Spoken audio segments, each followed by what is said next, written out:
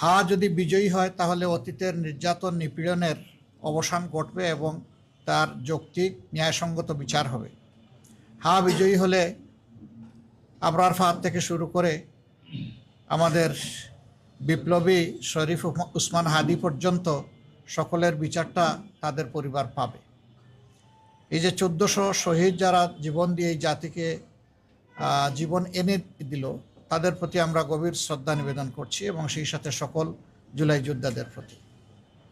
আমাদের অবস্থান মূল থেকেই স্পষ্ট ছিল। আমরা এই দলগুলো সবসময় সংস্কারের পক্ষে ছিলাম, আমরা পরিবর্তনের পক্ষে ছিলাম। জাতি অতীতের রাজনীতির ভুক্তভোগী এবং এই জাতির অনেক ক্ষতি হয়ে গেছে। 54 বছরে এই জাতি বহুদূর এগিয়ে যেতে পারত। দুর্নীতি দুঃশাসনের কারণে জাতি এগুতে পারেনি।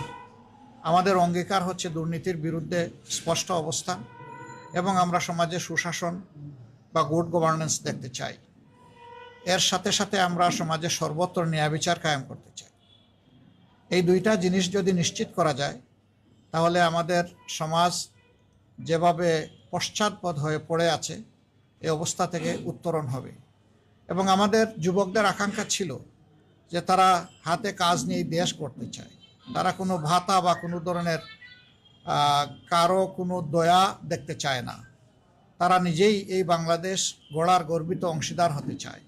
এই ক্ষেত্রেও আমাদের অবস্থান স্পষ্ট যে তাদের হাতে কোনো ভাতা নয়, বরঞ্চ আমরা তাদের উপযুক্ততা অনুযায়ী কাজ তুলে দিয়ে বলতে চাই যে এবার তোমরাই বাংলাদেশটা গড়ো।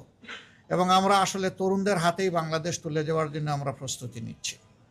তো এই নির্বাচন, পরপর 4টি নির্বাচনে মানুষ তাদের আকাঙ্ক্ষা অনুযায়ী ভোট দিতে পারেনি এবং সেই ক্ষেত্রে 2008-এর নির্বাচন থেকে শুরু করে গণরায়ের কোনো প্রতিফলন হয়নি।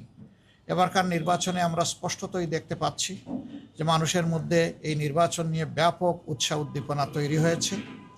যাদের ভোট গ্রামে আছে তারা দলে দলে অনেকটা ঈদের উচ্ছ্বাস এবং আনন্দের মতো তারা যাচ্ছে, নিজেদের নাড়ির টানে গ্রামেই ফিরে যাচ্ছে।